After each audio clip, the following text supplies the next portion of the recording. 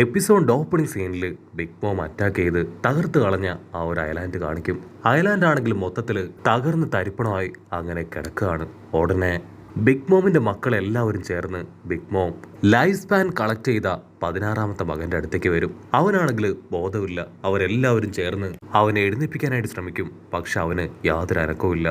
ഉടനെ അവരെല്ലാവരും ചേർന്ന് അവനെ എടുത്തുകൊണ്ട് അവിടുന്ന് പോവുകയാണ്. അപ്പൊ ബിഗ് മോമിന്റെ തന്നെ ഒരു എൽഡർ സണ്ണ്, അവനാണെങ്കിൽ കറുത്തിരിക്കുന്ന രണ്ട് പ്രത്യേകതരം ജീവികൾ, അവറ്റകളോട് എന്തൊക്കെയോ ചില കാര്യങ്ങൾ പ്രത്യേകമായിട്ട് പറയാണ്. ഓരോ സെക്കൻഡിലും ഞാൻ പറഞ്ഞ ഗൈഡ് ലൈൻസ് അനുസരിച്ച് കൃത്യമായിട്ട് നിങ്ങൾ എല്ലാ കാര്യങ്ങളും ചെയ്യണമെന്ന് പറയും. അതിനവറ്റകളും ഓക്കെ എന്ന് പറഞ്ഞ് കടന്നു പോവാണ്. കട്ട് ചെയ്ത ജിംബയെ കാണിക്കും. ജിംബൈ ആണെങ്കിൽ ബിഗ് മോമിന്റെ കൂടെ അവളുടെ പാലസിലേക്ക് പോവാണ്. അതേസമയം ജിംബൈ അവനൊരു ഫ്ലാഷ് ബാക്ക് ആലോചിച്ച് അങ്ങനെ നടന്നു വരും. ഫ്ലാഷ് ബാക്കില് അവൻ ആ ഫിഷർമാൻ ഐലാൻഡിലുള്ള എല്ലാവരോടുമായിട്ട് പറയും, എനിക്ക് ലൂഫിയിൽ നല്ല പ്രതീക്ഷയുണ്ട്, ഒരുപാട് ചേഞ്ചസ് കൊണ്ടുവരാൻ അവനെ കൊണ്ട് കഴിയും, അവൻ അതിനുള്ള വിൽ പവറും ഉണ്ട്. മാത്രമല്ല ഡ്രാഗന്റെ മകൻ ലൂഫി, അവൻ തന്നെയായിരിക്കും ഫ്യൂച്ചറിലെ പൈററ്റ് കിങ്. ഞാനിപ്പോ ലൂഫിയുടെ ഒരു ഫോളോവറാണ്. തീർച്ചയായിട്ടും അവനെ കൊണ്ട് പല കാര്യങ്ങളും ചെയ്യാനായിട്ട് കഴിയും. കൂടെ സെയിൽ ചെയ്ത് അവന്റെ കൂടെ ട്രാവൽ ചെയ്ത് അവന്റെ അസിസ്റ്റന്റ് ആയിട്ട് നിൽക്കാനാണ് എനിക്ക് ഏറെ താല്പര്യം. അങ്ങനെ നിന്നാ തീർച്ചയായിട്ടും ഫിഷ്മാൻ ഐലാൻഡിനും അത് വലിയ നേട്ടങ്ങൾ മാത്രമേ കൊണ്ടെത്തിക്കുകയുള്ളൂ. നമ്മുടെ സ്വപ്നം അത് തീർച്ചയായിട്ടും അവനിലൂടെ നിറവേറും. ജിംബൈ അങ്ങനെ 2 വർഷത്തോളം ഫിഷ്മാൻ ഐലാൻഡിൽ ലൂഫിയെ കുറിച്ചും അവന്റെ ടീമിനെ കുറിച്ചും മാത്രമായിരിക്കും സംസാരിക്കുക. ഇതെല്ലാം കേട്ട് ഇംപ്രസ്ഡ് ആയിട്ടുള്ള അവിടുത്തെ ജനങ്ങൾ അവരാണെങ്കിൽ മറ്റൊന്നും നോക്കാതെ ജിംബൈയോട് പറയും, മറ്റൊന്നിനെ കുറിച്ചും ചിന്തിക്കേണ്ട ആവശ്യമില്ല, നിങ്ങൾ ഇപ്പൊ തന്നെ അവന്റെ ടീമിൽ ജോയിൻ ചെയ്യണം. ജിംബൈ ആണെങ്കിൽ എല്ലാവരോടും യാത്ര ചോദിക്കുകയാണ്.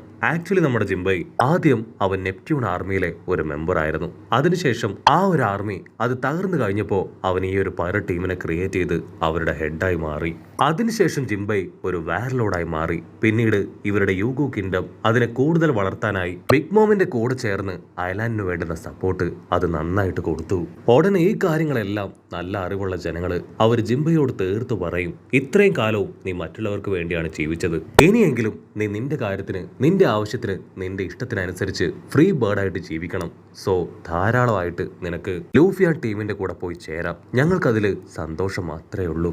ജിംബൈക്കാണെങ്കിൽ അത് കേൾക്കുമ്പോൾ ഭയങ്കര ആശ്വാസം. പക്ഷെ അവൻ നന്നായിട്ട് അറിയാം, ഒരിക്കലും ബിഗ് മോം അത്ര എളുപ്പത്തിൽ അവളുടെ ടീം വിട്ടു പോവാൻ ജിംബൈയെ അനുവദിക്കില്ല എന്ന്. ഈ കാണുന്ന ഊശാന്താടിക്കാരൻ അവൻ ബിഗ് മോമിന്റെ മക്കളിൽ ഒരു പെൺകുട്ടിയെ വിവാഹം കഴിച്ചവനാണ്. ഇവൻ നിസ്സാരക്കാരനല്ല, സൺ പൈററ്റ്സിലെ ഫസ്റ്റ് മെമ്പറാണ് ഇവൻ.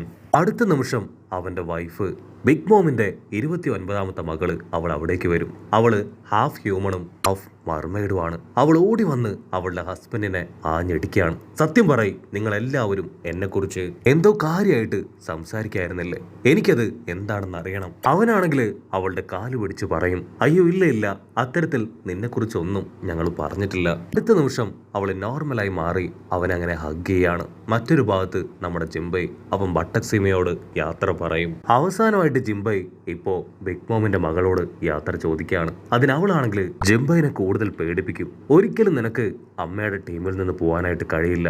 ആരൊക്കെ അതിനെ ശ്രമിച്ചിട്ടുണ്ടോ അവരെ എല്ലാം എന്നേക്കുമായി ഈ ലോകത്തിൽ നിന്ന് തന്നെ എൻ്റെ അമ്മ പറഞ്ഞു വിട്ടിട്ടുണ്ട്. നിന്നെ ഒരിക്കലും അമ്മ ടീമിൽ നിന്ന് പോകാൻ അനുവദിക്കില്ല. കട്ട് ചെയ്ത പ്രസന്റില് ബിഗ് മോം അവളാണെങ്കിൽ കാര്യമെല്ലാം കേട്ട് ജിംബയോട് പറയും, നീ എനിക്ക് എൻ്റെ വലിയൊരു അസറ്റാണ്, നീ എൻ്റെ ടീമിൽ നിന്ന് പോയാൽ അതെനിക്ക് വലിയൊരു ലോസ് തന്നെയാണ്. പക്ഷെ കുഴപ്പമില്ല, നിന്റെ ഇഷ്ടത്തിന് ഒരു കാരണവശാലും ഞാൻ എതിര് നിൽക്കില്ല. പക്ഷേ എനിക്ക് നഷ്ടപ്പെടുന്നത് പോലെ തന്നെ നിനക്കും എന്തെങ്കിലും ഒന്ന് നഷ്ടപ്പെടണമെന്ന് പറഞ്ഞ് അവളിപ്പോ ഒരു പ്രത്യേകതരം വീലെടുത്ത് അങ്ങനെ ടോസ് ചെയ്യുകയാണ്. ജിംബൈ ആണെങ്കിൽ ആ ഒരു സ്പിന്നിങ് വീല് അതിലേക്ക് തന്നെ ഷോക്കായിട്ട് നോക്കി നിൽക്കും. അവിടുന്ന് അങ്ങനെ ബ്ലാക്ക് ഔട്ട് ചെയ്ത ഇപ്പൊ ലൂഫിയാൻ ടീം അവരാണെങ്കിൽ കടലിന്റെ ഒരു ഭാഗത്ത് പെട്ട് കിടക്കുകയാണ്. കടലിലെ സ്റ്റാർച്ച് സിറപ്പുള്ള ഭാഗം അതിപ്പോ രാത്രി ആയതുകൊണ്ട് തന്നെ കോൾഡ് അങ്ങനെ കൂടി വന്ന് ആ ഒരു ഭാഗം അത് ഫ്രീസ് ആയി പോയി. ലൂഫി ആണെങ്കിൽ തീയും പന്തൊക്കെ ഉപയോഗിച്ച് അത് ഒരുക്കാൻ ശ്രമിക്കും. പക്ഷെ അത് ഭയങ്കര ഹാർഡാണ്, അവനെ കൊണ്ട് അത് ഒരുക്കാനായിട്ട് കഴിയില്ല. അവരാണെങ്കിൽ നേരം പുലരുന്നത് വരെ അവിടെ റെസ്റ്റ് ചെയ്യാന്ന് കരുതിയ അവർക്ക് ചുറ്റും ഒരുപാട് ഉറുമ്പുകളാണ്. അവറ്റകള് ഓൾറെഡി നമ്മുടെ ആൾക്കാരെ അറ്റാക്ക് ചെയ്തതാണ്. നമ്മുടെ ആൾക്കാര് അവറ്റകളെ തിരികെ അറ്റാക്ക് ചെയ്താണ് നശിപ്പിച്ചു കളഞ്ഞത്. പക്ഷെ കൂടുതൽ ഉറുമ്പുകൾ അവിടേക്ക് വരാൻ ചാൻസ് ഉള്ളതുകൊണ്ട് തന്നെ അവിടെ വെയിറ്റ് ചെയ്യുന്നത് ബുദ്ധിയല്ല എന്ന് പെട്രോ പറയും. അതനുസരിച്ച് പെട്രോയും ലൂഫിയും അവർ രണ്ടുപേരും ഇപ്പൊ നല്ല ഫോഴ്സിൽ തീ അവിടെ മുഴുവൻ സ്പ്രെഡ് ചെയ്യിപ്പിക്കുകയാണ്. ആ ഗ്യാപ്പിൽ ബാക്കിയുള്ളവര് കപ്പലിൽ കയറൊക്കെ കെട്ടി മുൻപിലേക്ക് ആഞ്ഞു വലിക്കാൻ തുടങ്ങും. പെട്രോ ആണെങ്കിൽ നമ്മുടെ ആൾക്കാരോട് പറയും നമ്മൾ വളരെയധികം കെയർഫുൾ ആയിരിക്കണം ഇങ്ങനെയുള്ള സമയത്ത്. ഈ ഉറുമ്പുകൾക്ക് കപ്പൽ ഭയങ്കര ഇഷ്ടമാണ്. ഞാൻ മുൻപ് ഇവിടെ വന്നപ്പോൾ ഞങ്ങളുടെ കപ്പൽ അതിവറ്റകൾ എല്ലാവരും ചേർന്ന് തിന്ന് തീർത്തു. ആക്ച്വലി ഞാനും പെപ്പോംസും ഞങ്ങൾ രണ്ടുപേരും പൈററ്റ്സ് ആയിരുന്നു. ഞങ്ങൾ ഒരുമിച്ചാണ് സെയിൽ ചെയ്ത് ഒരുപാട് സ്ഥലങ്ങളിലൊക്കെ പോയി അവസാനം ഇവിടേക്ക് വന്നതും. സത്യത്തിൽ ഞാനും പെപ്പോംസും ഞങ്ങൾ രണ്ടുപേരും ഇവിടേക്ക് വന്നത് ബിഗ് മോമിന്റെ കയ്യിലുള്ള ആ പോണോഗ്ലിഫ് അത് കൈക്കലാക്കാനായിരുന്നു. ലാഡ് വൈപ്പർ കിങ്ങിന്റെ കയ്യിലേക്ക് ആ പോണോഗ്ലിഫ് എത്തിക്കുക എന്ന ലക്ഷ്യം. അത് ഞങ്ങളെ കൊണ്ടുചെന്ന് എത്തിച്ചത് ആ ബിഗ് മോമിന്റെ മുൻപിലാണ്. അവളുടെ അസിസ്റ്റൻസ് അവരെല്ലാവരും ചേർന്ന് ഞങ്ങളെ തല്ലിച്ചതച്ച് ഇവിടുന്ന് പുറത്താക്കി. നമ്മുടെ ആൾക്കാരാണെങ്കിൽ അതൊക്കെ കേട്ട് ഷോക്ക് ആവുകയാണ്. ആക്ച്വലി ഈ കാര്യം ക്യാരറ്റിന് പോലും അറിയില്ല. പെട്രോ പറയും ഞാൻ വീണ്ടും ഇവിടേക്ക് വന്നത് നിങ്ങളുടെ ധൈര്യത്തിലാണ്. ആക്ച്വലി എനിക്ക് നിങ്ങളെ ഒരുപാട് ഇഷ്ടമാണ്. അതുമാത്രമല്ല ഞങ്ങളുടെ ഐലാൻഡിലെ ആ ഒരു പോണോഗ്ലിഫ് അത് നിങ്ങളെ കാണിച്ചു തന്നപ്പോൾ തന്നെ ഐലാൻഡിലുള്ള എല്ലാവർക്കും നിങ്ങളോട് എത്രമാത്രം വിശ്വാസവും സ്നേഹവും നന്ദിയൊക്കെ ഉണ്ടെന്ന് ഞാൻ തിരിച്ചറിഞ്ഞു. അങ്ങനെയുള്ള സ്ഥിതിക്ക് എനിക്കും ആ നന്ദി നിങ്ങളോട് കാണിച്ചേ പറ്റൂ. സത്യത്തിൽ നിങ്ങൾക്കൊരു കാര്യം അറിയോ, ആ ഒരു പോണോഗ്ലിഫ് അത് അവസാനമായിട്ട് കണ്ടത് ഗോൾഡി റോജറാണ്. കിങ്ങിനും ഡോ കിങ്ങിനും നിങ്ങളിൽ വലിയൊരു സ്നേഹവും വിശ്വാസവും ഒക്കെ ഉണ്ട്. അതുകൊണ്ടാണ് നിങ്ങൾക്ക് മുൻപിൽ അത് അവർ തുറന്ന് കാണിച്ചത്. സത്യത്തിൽ ഇത് നിങ്ങളുടെ ഒരു ഗോൾഡൻ ഓപ്പർച്യൂണിറ്റി തന്നെയാണ്. സഞ്ജയുടെ കൂടെ ആ റോഡ് പോണോഗ്ലിഫ് അതുകൂടെ നിങ്ങൾ അടിച്ചു മാറ്റണം. കാരണം ഇനി ഇതുപോലെ നമുക്ക് ഈ ഐലാൻഡിലേക്ക് വരാൻ കഴിയുമോ എന്ന് സംശയമാണ്. സോ ഈ ഒരു ചാൻസ് അത് മിസ് ചെയ്യരുത്.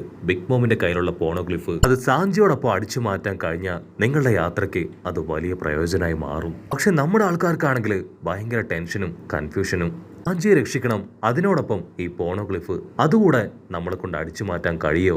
അതിന് പെട്രോ ആണെങ്കിൽ ക്യാഷ്വലായിട്ട് പറയും നിങ്ങൾ പേടിക്കേണ്ട ആവശ്യമൊന്നുമില്ല. നിങ്ങൾ സാഞ്ചിയെ രക്ഷപ്പെടുത്തുന്ന അതേ സമയത്ത് ഞാൻ ആരുടെയും ശ്രദ്ധയിൽപ്പെടാതെ ആ പോണോഗ്ലിഫ് അത് അടിച്ചു മാറ്റി നിങ്ങളുടെ അടുത്തേക്ക് വരാം. പക്ഷെ ലൂഫി ആണെങ്കിൽ അവനോട് പറയും നീ ഒറ്റയ്ക്ക് പോണ്ട, നിന്നോടൊപ്പം ഞാനും വരാം. പക്ഷെ പെട്രോ അവൻ തീർത്ത് പറയും അതിന്റെ ആവശ്യമില്ല, ഞാൻ തന്നെ ഒറ്റയ്ക്ക് അത് കണ്ടെത്തി കൊണ്ടുവരാം. സാഞ്ചിയെ ഇങ്ങനെ മോചിപ്പിക്കണമെങ്കിൽ നീയും കൂടെ ഇവരോടൊപ്പം വേണമെന്ന് പറഞ്ഞ് അവനിപ്പോ ആ പോണോഗ്ലിഫ് എടുക്കാനുള്ള പ്ലാനുകൾ ക്രിയേറ്റ് ചെയ്യാൻ തുടങ്ങും. അങ്ങനെ നമ്മുടെ ആൾക്കാർ വമ്പ പ്ലാനിങ് ഒക്കെ ആയി കപ്പല് പതിയെ പതിയെ മൂവ് ചെയ്യിക്കാൻ ശ്രമിക്കും. പക്ഷെ അപ്പോഴേക്കും ഉറുമ്പുകൾ അവറ്റകൾ കൂട്ടമായിട്ട് അവിടേക്ക് എത്തി തുടങ്ങി. ഉറുമ്പുകൾ ഞൊട്ടിയടയിൽ ആ കപ്പലിലേക്ക് കയറാൻ തുടങ്ങും. നമ്മുടെ ആൾക്കാർ ഉറുമ്പുകളോട് ഫൈറ്റ് ചെയ്തും കപ്പലിനെ മുൻപോട്ടേക്ക് മൂവ് ചെയ്യിപ്പിച്ചും ഒരുപാട് മണിക്കൂറുകൾക്ക് ശേഷം ഇപ്പോൾ ആ ഒരു ഓൾക്കേക്ക് ഐലാൻഡിലേക്ക് എത്തിയിരിക്കുകയാണ്. നമ്മുടെ ആൾക്കാർക്കാണെങ്കിൽ ആ ഒരു ഐലാൻഡ് അത് കാണുമ്പോൾ തന്നെ വലിയ പ്രതീക്ഷയും സന്തോഷവും. നമ്മുടെ ആൾക്കാർ ആ മാപ്പ് നോക്കി ആ ഐലാൻഡിന്റെ ഓരോ ഭാഗവും അങ്ങനെ ശ്രദ്ധിച്ചു നോക്കുകയാണ്. എവിടെയൊക്കെ എന്തൊക്കെ ഉണ്ടാവുമെന്ന് ആ മാപ്പിൽ അടയാളപ്പെടുത്തിയിട്ടുണ്ട്. അവര് ഐലാൻഡിനോട് ചേർന്ന് കപ്പൽ പാർക്ക് ചെയ്യുമ്പോഴായിരിക്കും ദൂരത്തായിട്ട് സാക്ഷാൽ സാഞ്ചി അവരെ നോക്കി നിൽക്കുന്നത് അവർ കാണുക. സാഞ്ചിയെ കണ്ട് നമ്മുടെ ആൾക്കാർ ഡബിൾ ഹാപ്പി. കാരണം ഇനി വലിയ ടെൻഷനില്ല. എത്രയും വേഗം സാഞ്ചിയും കൂട്ടി പറ്റിയ ആ പോണോഗ്ലിഫോ അടിച്ചു മാറ്റി ഇവിടുന്ന് തിരികെ പോകണം എന്നൊരു ചിന്തയാണ് നമ്മുടെ ആൾക്കാർക്ക്. ലൂഫി ആണെങ്കിൽ സാഞ്ചിയെ കാണേണ്ട താമസം ഉച്ചത്തിൽ നിലവിളിക്കും, സാഞ്ചി ഞങ്ങൾ എത്തിപ്പോയി, നമുക്ക് എത്രയും വേഗം തിരികെ പോകണം. അത് കേട്ട് സാഞ്ചി ആണെങ്കിൽ പ്രത്യേകിച്ച് യാതൊരു എക്സ്പ്രഷനും ഇടാതെ നിൽക്കുന്നതോട് കൂടെ ഈ ഒരു എപ്പിസോഡും അവസാനിക്കുന്നു.